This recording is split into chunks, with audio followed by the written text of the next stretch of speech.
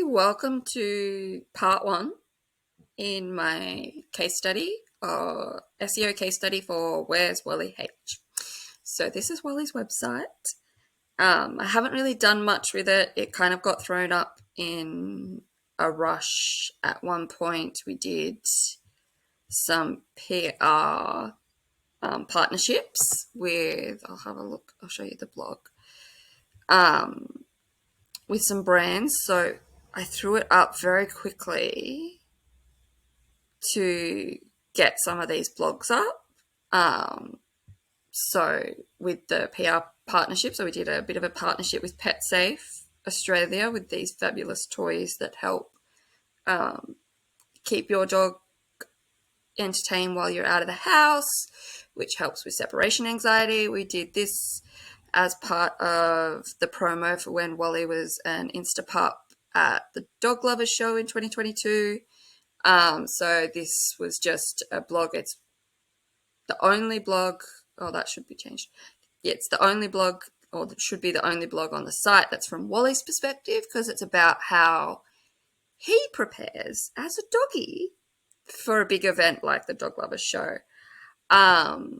And then the rest are like, I did these benefits of pet insurance because we've obviously had a very big, if you've been following me at all, you know that Wally went through spinal surgery in September last year. So we've had a very big year when it comes to being extra grateful for pet insurance. We love going on adventures. So I've got this blog about what to pack for holidays, and then Wally has some skin issues and environmental allergies, so I put this blog up. So that's a little bit too much information, but yeah, so we've got that kind of that's kind of where it came from, and it's something that I wanted to do to kind of share those sorts of things. If we go back to the home page, it's a very basic layout at the moment. We've just got like these all go to his blog, I think. Yeah, just different areas of his blog. And then we've got the shop, which isn't technically there. An About Me page, which is all about Wally, and that should just go to his blog. Oh, no, it's not. It's linked. I don't think I actually have the shop set up or alive. Yeah, there's no... I don't know why that page is live. Because we do have, if you look down here, we've got a little Redbubble store that I put designs up with Wally's face, and you can buy those. There was an intention at one point to do the store on his site, but I don't know if I will actually do that. I'd rather just leave it where it is. But anyway, so the first step in any website / SEO audit is to take an inventory basically of where you are now.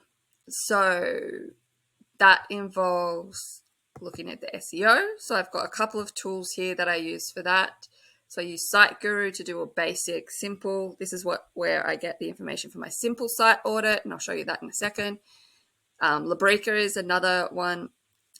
Another tool I use, I got these tools from AppSumo. There are other tools like SEMRush, Ahrefs, SEO Ranking has some. I'm trying to think what else is out there. There's lots of tools out there that you can use that basically just analyze your site, and they just look at the data, and they give you all these different things to tell you that, you know, these things could be impacting your SEO.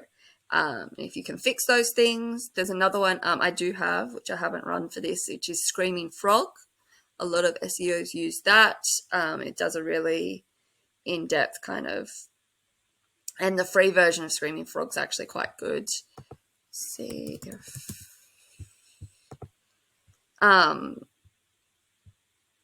but like, yeah, so Labrika is the bit more in depth. So that's what I use more for my fuller SEO site audit. I use SiteGuru for the simple site audit.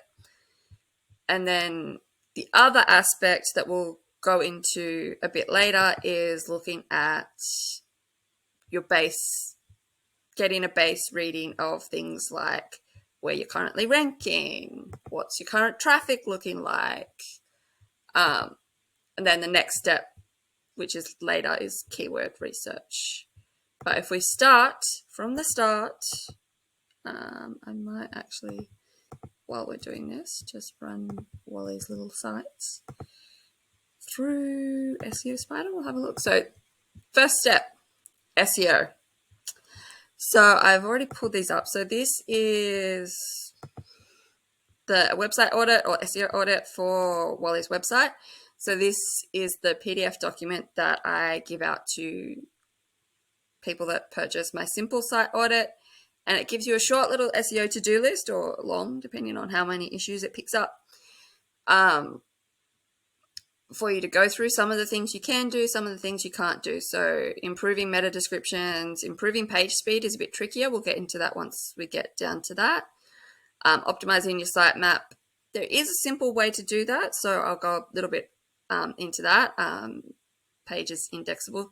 Sometimes, like, there's some things that you can just ignore. Like, I've likely, whatever this is, I'll get, like, you'll see in a bit, I've likely told it not to index that page, but it's basically just taking the basics on the outside. Headings, you definitely want to make sure you are getting your heading hierarchy correct. There's multiple reasons for that, for readability, like SEO wise.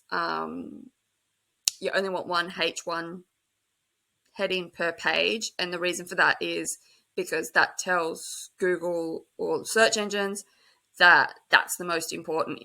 Like, that's where your keyword wants to be. That's where you want to put your keyword, your primary keyword, and it's the most important. I do understand that sometimes you want to make other headings on the page look as big as the H1, and depending on your typography and things like that, like I've just done a whole change in typography on my website, and it meant I had to change the font size for some of the headings because the typography's base font size might be different.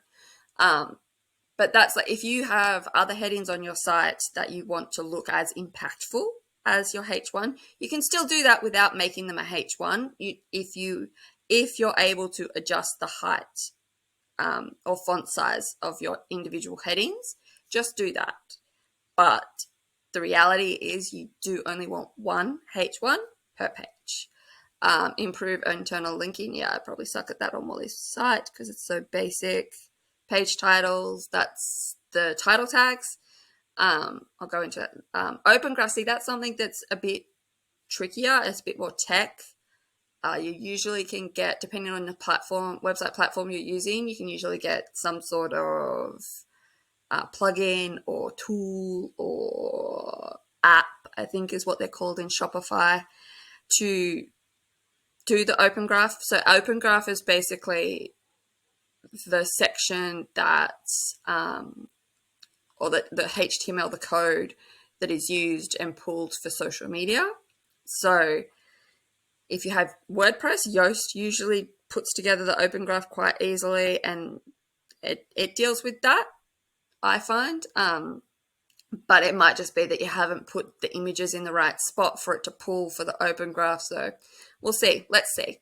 So, and alt text. So let's see. So there's some good things. It's one domain. There's robot text files. It's got, yeah, all good. So indexing issues. So one page. All pages are indexable. Well, I'd have to check that.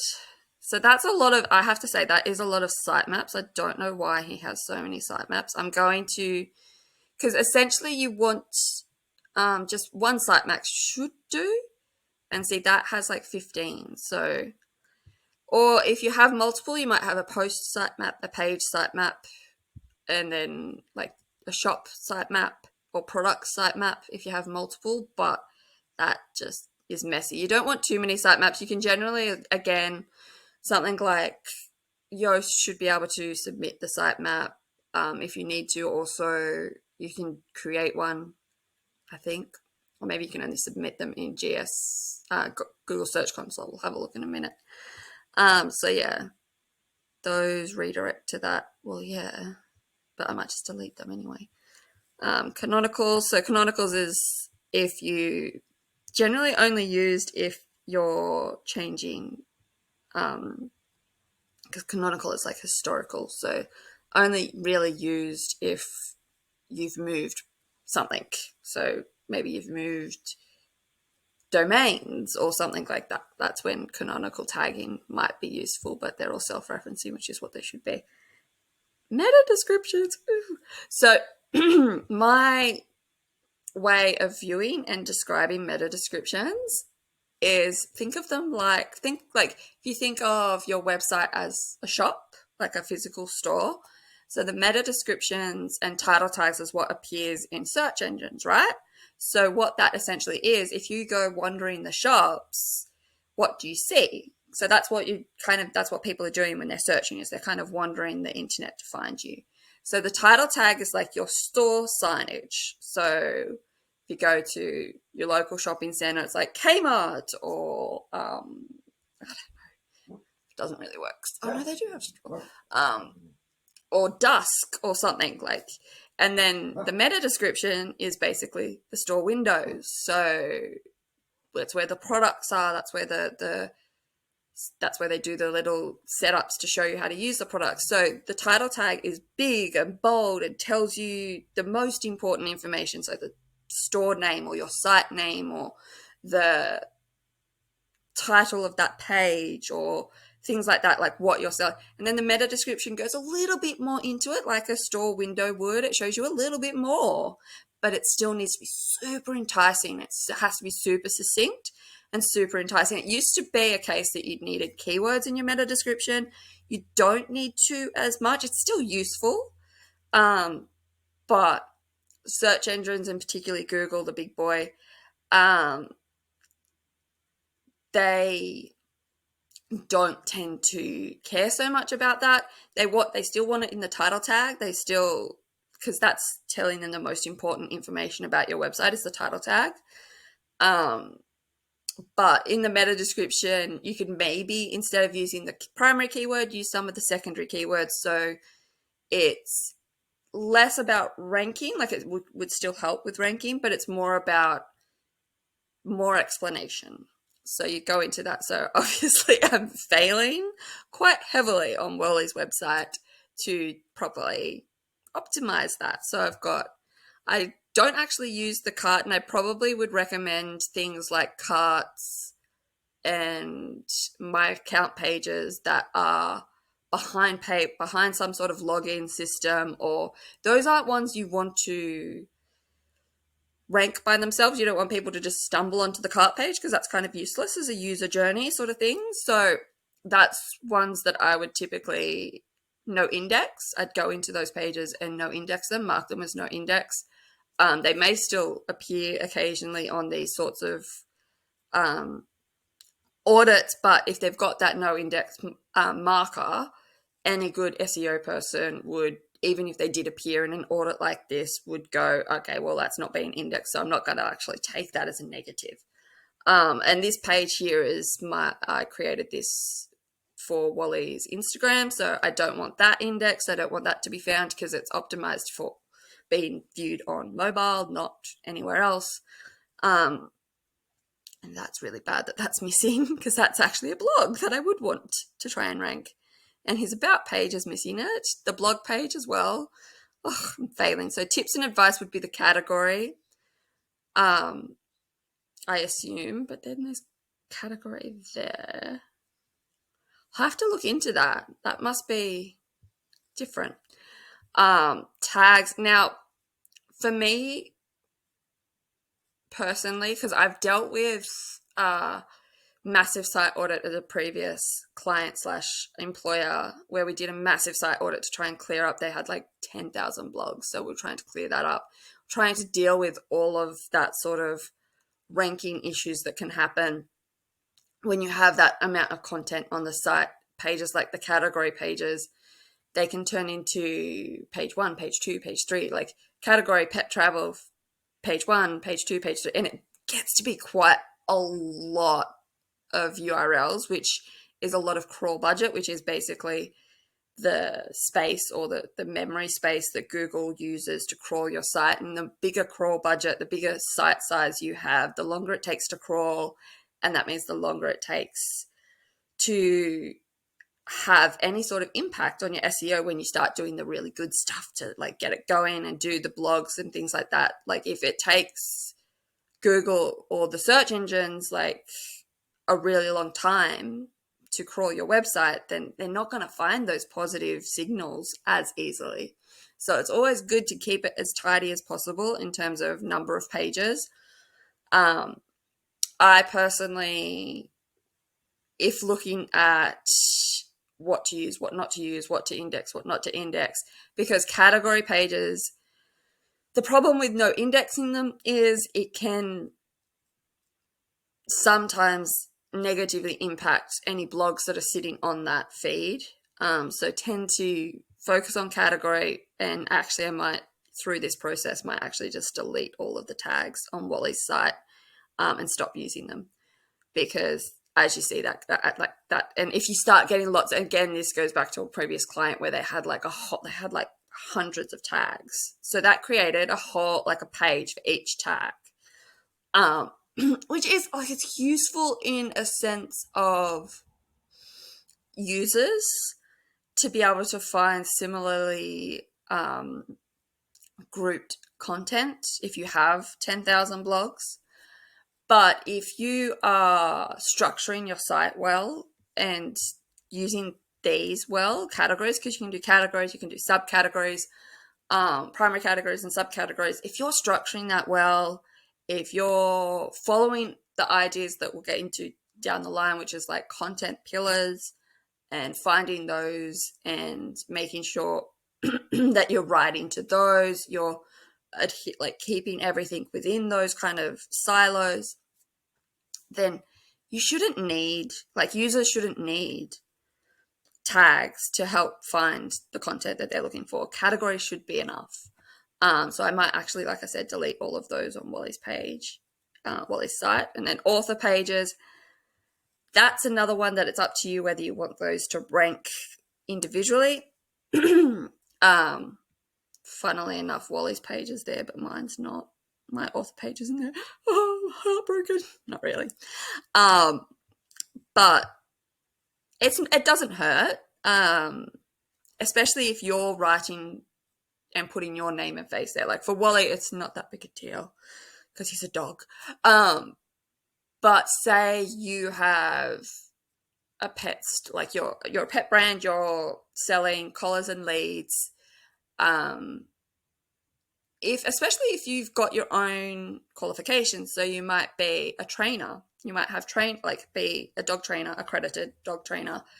Having that on your about page obviously is important, but also having an author page where you discuss that and show your qualifications, it adds to your authority.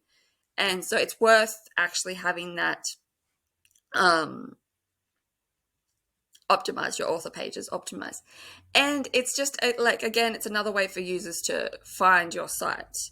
And you can optimize that for particular keywords attributable to you as an individual versus your brand.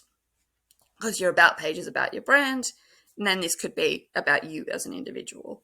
Oh wait, I do have my own author page, but I have a really crap meta description. I actually think that's probably been pulled from the page. I don't know. I don't think I've put that in uniquely because that's a really long meta description. Those aren't too long. I just need to tighten them up. And one tip I do have for tightening up your meta descriptions is maybe using an ampersand instead of an and. Like I would never use it in a blog anywhere. And even like things like dropping things like commas or full stops if it works. Obviously, you don't want to like draw together sentences that don't work. Because it's about character length. And to be fair, actually, it's more about pixel length these days because it's about mobile first and fitting into that little section on the phone. So you can yeah, but that just like, that's quick wins. It's like, maybe just get rid of that comma. I know grammatically it's supposed to be there, but who cares? And like with that, and I wouldn't, like I said, I would never use an ampersand in a blog post, but in my meta description I would, or even in a title I would, but not in the actual text. That's just not my thing. But that's a stylistic thing. Some people do actually use them. Yeah, I need to fix those two up. So the problem with missing meta descriptions, too long meta descriptions, and I don't have any too short ones, just missing ones, is the search engines will, they may show that it will get cut off if it's too long. For ones that are missing or too short, again, if it's too short, the search engines may show it. But what they could do is also go, well, that's not good enough. We're just going to do our own and gazump you. And when they do that, they don't always, like, like the first section of your whatever the page is might actually be a good kind of descriptor of what the rest of the page is, whether it's a blog post, whether it's a category page, whether it's a product description. But the problem is you don't know that that's what they're going to pull. They could literally just go crawl your page and pull a random block of text that fits into that meta description section, and then it just doesn't look good when it's like something random in the middle of a blog, or like say it's a product page, instead of the actual description of the product, it's the dimensions or it's a disclaimer or something like that. You don't really want that sort of stuff to be what's there. So I've obviously actually paid attention to those. Page titles. So page titles, like I said, are the signage of your store. So many characters. That's about right. I think, again, it's more pixel length these days, because it's mobile first. And it's about fitting in that spot. And this is the other thing about category versus tags, is you're likely going to have tags that match the categories, and then it's duplicate content, and that's a whole nother SEO issue. You don't want duplicate content. So those are a bit long. So here it would be a thing for me, would be choosing which keyword I want to focus on. Do I want to focus on contact allergies? Probably the better one would be environmental allergies. So I could just drop or contact, and just, even if I have the page, so the page title, these ones can be different to what you see once you click into the blog or page. This one needs to be short, sharp, and keyword. That's it. That's the main thing, is get the keyword in there. You don't even, like, I like to put this website name at the end. Don't need it if you don't want to. And some websites, like I know on my personal website, Jodie Humphries Writer, it's really long. So I started to shorten it so that I can have a better kind of title, especially for my blogs. So I've started to shorten it to JHW.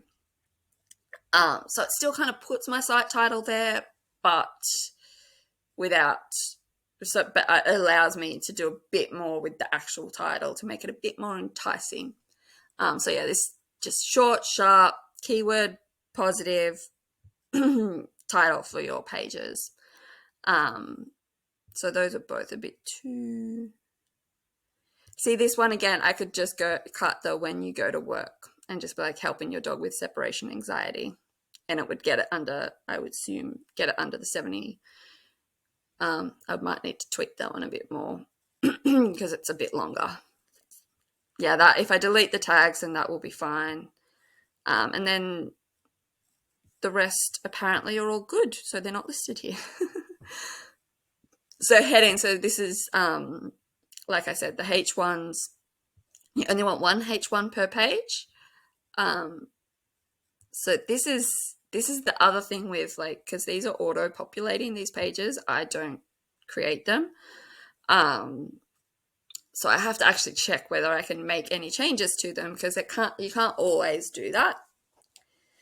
Even with WordPress, and like, I'm a big fan of WordPress because of how customizable it is, but even with WordPress, sometimes you need a a plugin, or you need to have a bit more techie things that I don't have in order to, but these are all pre-populated. So, and it's quite interesting that they have no H1 tags. That's because there's no heading on them, because they weren't created by me.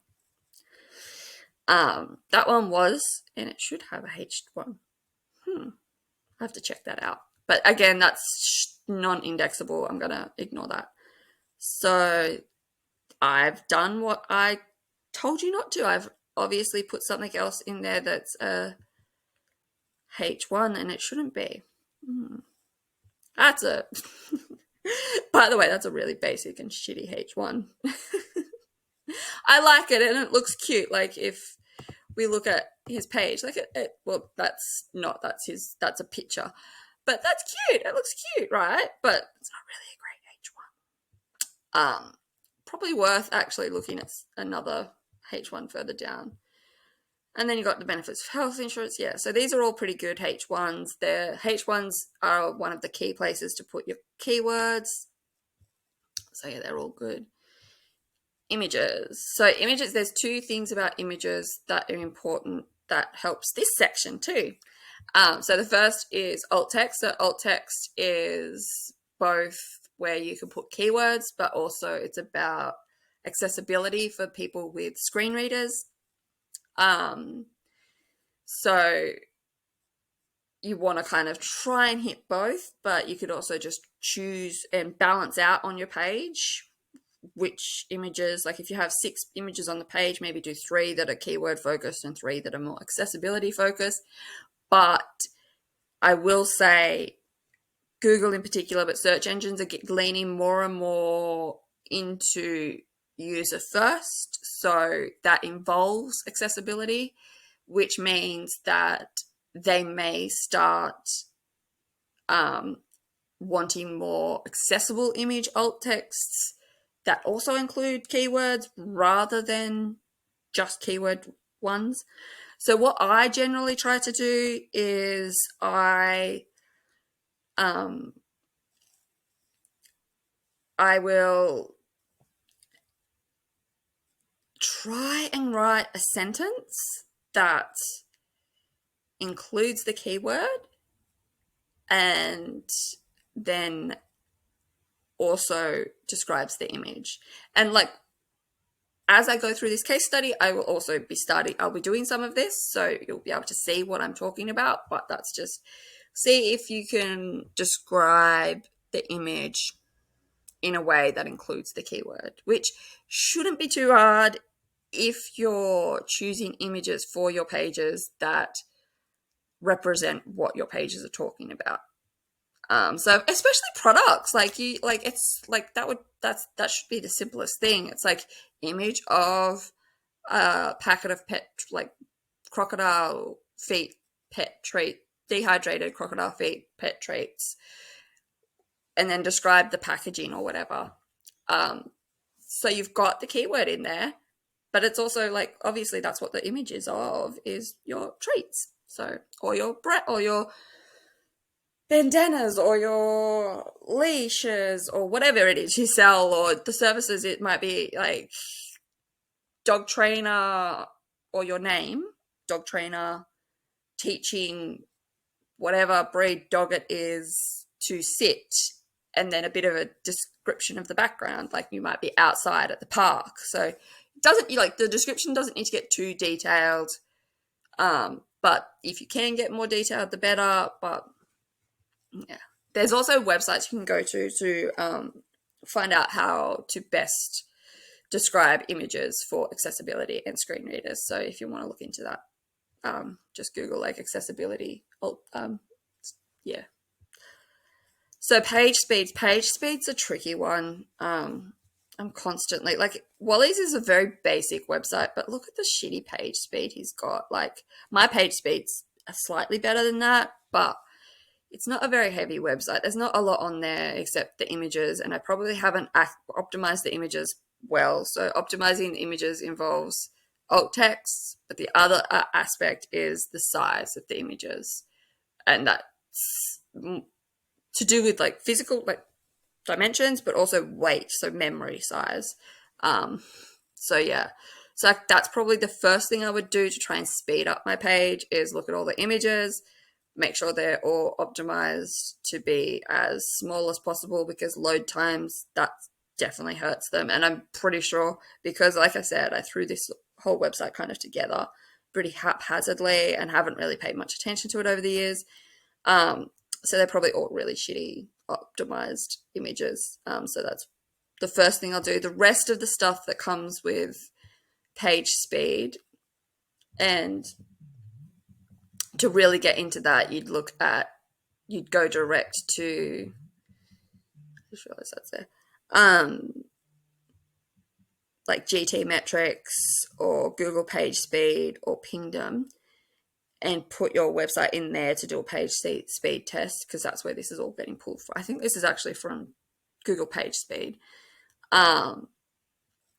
If you put it in there, it'll give you a bit more of a detailed description of where the page speed issues are, and it's likely like CSS or JavaScript. So it's the really techie stuff. And then for that, my best advice for that would be look at plugins or apps that you can get to like minify that and make it smaller on your site. But yeah, that's kind of it. And then internal linkage. Oh my God, I suck at internal linkage. So yeah, none of these should have links. Yeah, we want that. So internal linkage is about site structure. So you want one of the signals to Google or to search engines that your website is useful to people is how long they stay on the website. So in order to get that, you want to have a path around your website, which internal linking is about. None of these really would be linked anywhere. So this is saying that nothing is pointing to these sites, to these pages, sorry. Not that they don't have links on them, it means that nothing's linking to them, whereas these have links to going to them. And of course there's 28 links to the homepage because it's on every page. But so you want, this is more to do with, like, I'd be focusing more on that, not with the categories and tags and stuff. I'd be focusing, when it comes to internal linkage, blogs, making sure similar blogs are linked within each blog. And then the shop. So when you're writing blogs or you're doing pages, having, and I don't just mean like carousels or stuff, but actual, just like, say you're selling treats, and you're doing a blog on how to use your treats for training. You might have like a carousel at the bottom that like has some good of some of your products, but in the actual blog also include a link when you say like give treats when they do good, like the word treats, because that also helps with SEO. When you're linking to these pages, it tells Google or tells search engines that word is linked to that page. So that's another. But that also, yeah, site structure. It's just about leading, and it's about going from that old marketing funnel thing where it goes from awareness, which is like a blog, and it takes you down the path to a sale. Yeah, I think I have no broken links on Wally's site and no internal redirects. Open Graph. So yeah, like this says, Open Graph won't help with your SEO so much, but it's turns a simple link into a more engaging preview. So that's when you share it on social media or and I know, like, you may not be doing this. You may not be sharing your links. Like, you might have your own graphics that you create in Canva or whatever. Well done. That's great. It looks great. Keeping it on brand. But you still want to ensure that your website has these tags and has this all sorted. And yeah, do what I say, not what I do, because obviously that's horrible. But that's a lot of the stuff that I've talked about in terms of category and tags that I don't really deal with, but the blog should be okay.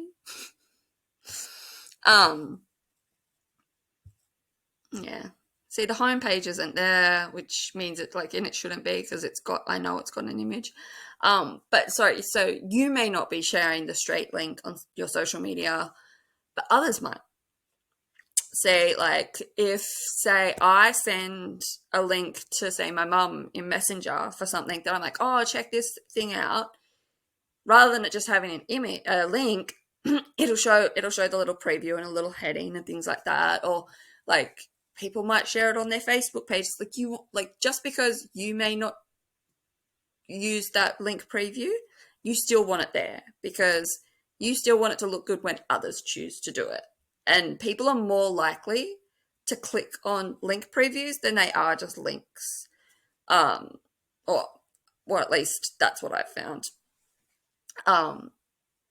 So yeah, so get that all sorted. Like I said, like there's probably an app, or Yoast is supposed to do it, but you do have to do some fiddling, so I have to look into that.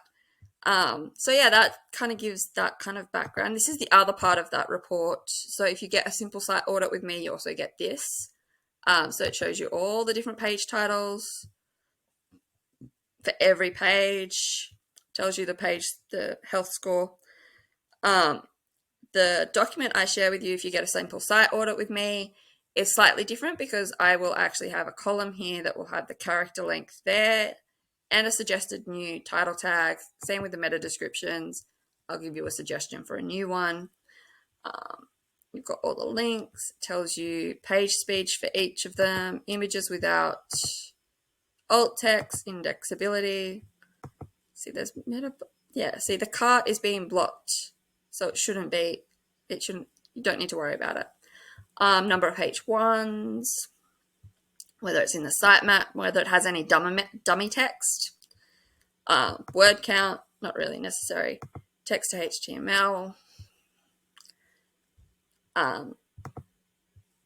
Probably good balance to have more text than HTML, but the benefit of doing this with Wally's site, because I obviously own it, I have access to the Google Search Console and Google Analytics, means I have this extra data that won't be in anybody else's spreadsheet if I send it to them. That gives you like the clicks and the rankings, but that's this sort of, so here, this is some extra data I get because I have the Google stuff linked in to this. So that's, a base, and then I go into more this one goes into a bit more detail, and I will be doing this. So, it's a lot of the same stuff pops up, you'll find. I'll find, so my page is not included. Like sitemap errors, HTML coding issues, title descriptions, missing alt text, missing title tags, without any unique images. Without any images, you want to try and have images on your pages as well. Obviously, different site speed. They've probably used a different tool to check the site speed. So there's different pages blocked from indexation, missing H1s, missing descriptions. See, a lot of it's the same sort of stuff. It just kind of goes into a bit more similar pages. This is interesting. With keyword stuffing. Oh, because, okay. That's actually useful to know.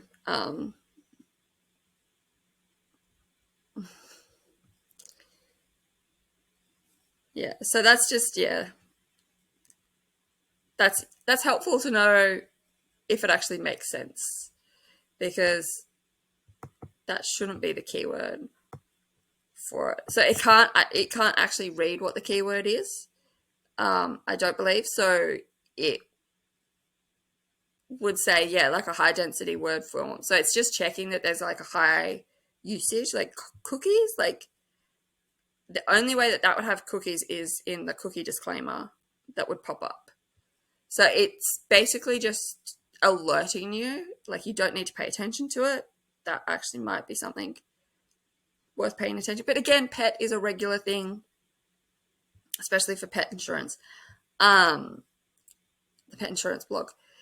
But it's just finding lots of mentions of a particular word might trigger a spam penalization from Google. Plagiarism is quite interesting. Oh, so that's just, yeah, that's stupid because that's the third-party cookie thing. Anyway. And I don't even know what that is, so I'll have a look at that.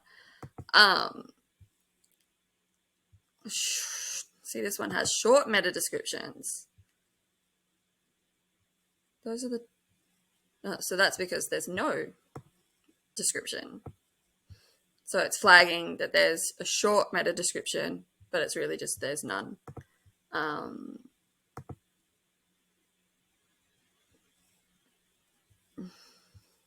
don't know what that's...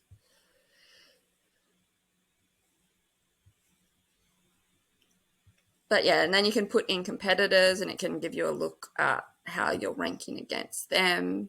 It doesn't take in Google Search Console.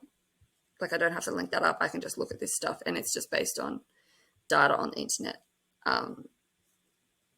It's just pulling that from live, whatever live is live ranking at the time. And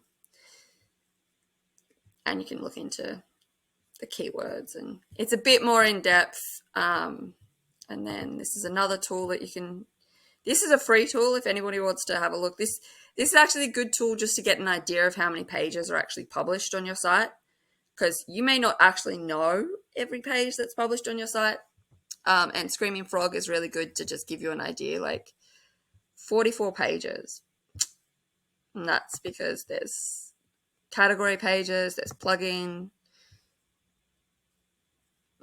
It just goes really in depth, and then it looks at each page, looks at any issues. And again, like all of these tools essentially say the same thing when it comes to SEO reporting and looking at all the different issues. They all, because there's a set structure of this is what is the core things you want to aim for when it comes to SEO. So that's the first step that I take, is I look at this and I go, okay, what do I need to do? And there's a lot of work there, as you can see, like, and some people will have a lot of work. So my best tip moving forward for anything like this, if you're looking at anything like this, and it sets up tasks, and I can dismiss them, is you look at what's wrong. So they've got them listed, like the red is really bad and really impactful for SEO versus yellow, which is medium, and then obviously all the green stuff is good. So it's about triaging and going, okay, what can I fix? What can I put, like, what time do I have? Do I have time to really go into the images and really get like deep into writing all the alt text? And meta descriptions, it's about what is it? Triaging them and going, okay, which ones and which pages do I want to focus on, and what ones do I want to rank versus what ones don't I want to rank. But yeah, so it's good to get this kind of base, but the key here is not to get too overwhelmed and just take it step by step and day by day, because every little bit you do to fix any of these issues, it will help you in the long run when it comes to SEO. The other part of doing a baseline is getting traffic, seeing how much traffic has been coming to your site. I haven't filled this out, but I will fill this out for I'll probably look at the last 28 days because all of this data comes from here, comes from Google Search Console. And then this comes from Google Analytics, different sections. So that's this one. Traffic acquisition is this one. So direct, organic, social, organic search, and referral. And then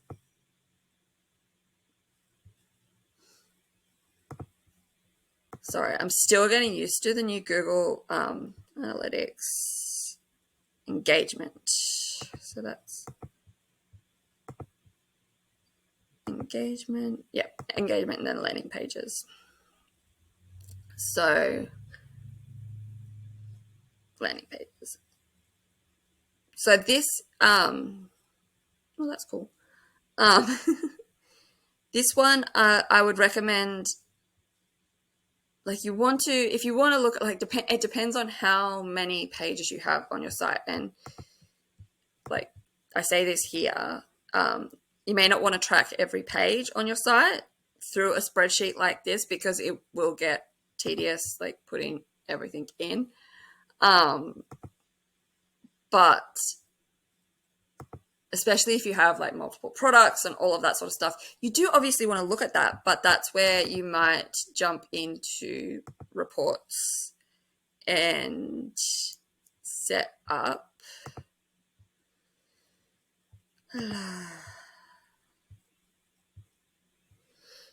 a report in here. Yeah. Where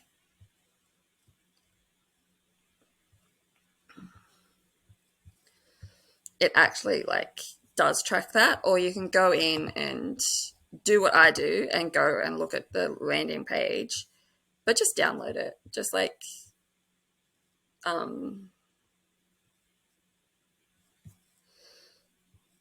wait, where is share, I guess? Oh, download the file. And you can even, well, yeah, that's cool. You can schedule it. So you've got your landing pages and it tells you all the landing pages. I only have obviously 10, I guess. If you have more, show more. And you can schedule an email and it can send you, so Google will then send you, say monthly, send you an email and it'll give you an overview of all of this, or the file, which should be a PDF or a CSV file that you can then look at, and you can always do comparisons in Google, and you go compare to previous date, and then it gives you a comparison and shows you whether it's up or down. That's good. And yeah, you can just schedule the email and have it sent to you. And there are other ways. Like I said, I'm still getting used to GA4. But yes, that's where I kind of start when I start. Yeah, I'm gonna stop this now.